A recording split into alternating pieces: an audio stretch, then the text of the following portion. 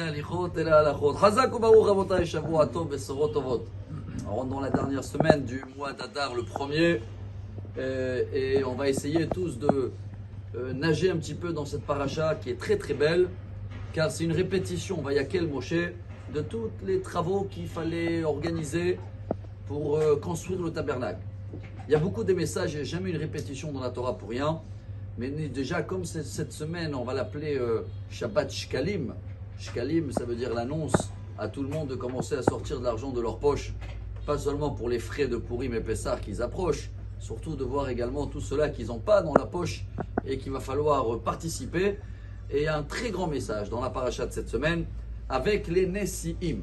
Je crois qu'on les appelle en français les présidents, les responsables communautaires. À l'époque, c'était chef de chaque tribu. Que quand Moshe il va annoncer à tout le monde, bon chers amis, il y a toute une liste à amener, voilà, il y a les dons, l'or, l'argent, le cuivre, vous vous rappelez tout ça, on avait parlé déjà dans la paracha de Terouma et Tetzavé, et chacun il amène avec tout le cœur. Ils étaient voir les chefs de tribu et ils ont dit, tout ce qui manque, c'est pour nous. Venez nous voir en dernier et on complète tout ce qui manque. C'est beau ou c'est pas beau? Selon Rashi dans la paracha de cette semaine, c'est vrai qu'à la fin, ils ont offert les pierres précieuses, les diamants, ils ont complété. Mais ils ont eu une punition dans la Torah quand c'est marqué Ve'anessim et Viu, et les princes et les chefs, ils ont amené, on les a enlevé un yud de leur mot. Quand on enlève une lettre dans la Torah, c'est balèze. Si vous vous rappelez déjà dans l'histoire de Ephron, qu'il a négocié avec Abraham. Au début, il a dit soi-disant, je offre le Meharat à Marpella. Et après qu'il a demandé 400 millions d'euros, Arba Merote, Shekel Kesef, alors on a enlevé le Vav, à Ephron sans le Vav. Donc si la Torah, elle enlève une lettre des princes, des chefs, ça veut dire que c'est pas beau ce qu'ils ont fait. Et voilà le message d'aujourd'hui qu'on va essayer de comprendre. Quoi, c'est pas beau de dire, vas-y, ce qui complète, c'est pour moi. Ça aurait été beau si on fait un projet, on organise. Imaginez-vous, il y a une jeune fille à marier, il n'y a pas d'argent, on va voir le riche, il a dit, bah allez ramasser ce qu'il faut. Quand vous avez besoin, 1 million, même vous avez ramassé 3 shekels, je complète tout ce qui manque.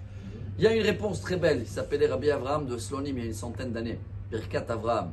Il nous apprend, je crois que c'est un très très beau message pour démarrer la semaine, qu'un chef de communauté, ou même un chef chez lui à la maison, hein, quand on dit ce qui manque, je complète, c'est que je manque de confiance de mon équipe.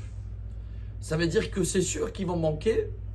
Et donc, j'ai un petit peu en plus que je montre comme quoi je serai là pour compléter. Un vrai patron, un vrai roi, un vrai chef d'équipe, un vrai mari, il dit jamais ce qui manque, je complète. Il donne en premier et il a confiance à son équipe, à ses enfants, à sa communauté. Comme quoi, il va rien compléter, il va rien manquer. Qui je suis moi pour compléter? Ça veut dire que j'accuse tout le monde, que c'est sûr que moi je suis plus fort et je vais devoir compléter. Il y a quelque chose de très fin, très raffiné, chers amis, que c'est ce qu'on lit tous les matins. Emet, Ve'atzi, Venachon, et on dit Akadosh Baruch Hu. On a Emet le matin et Emouna le soir. Et il disait, Rabbi Avraham de Slonim, de la même manière qu'on doit avoir une grande Emouna, une confiance totale à Hachem, on doit aussi avoir une confiance totale à nous-mêmes et à notre équipe. Quand tu leur dis vas-y je complète, c'est que tu as confiance à Dieu peut-être, mais tu n'as pas tout à fait confiance à ton équipe, à ton tribu, à ton entourage, à ta famille. Excellente semaine et que des bonnes nouvelles. Amar Rabbi Elazar.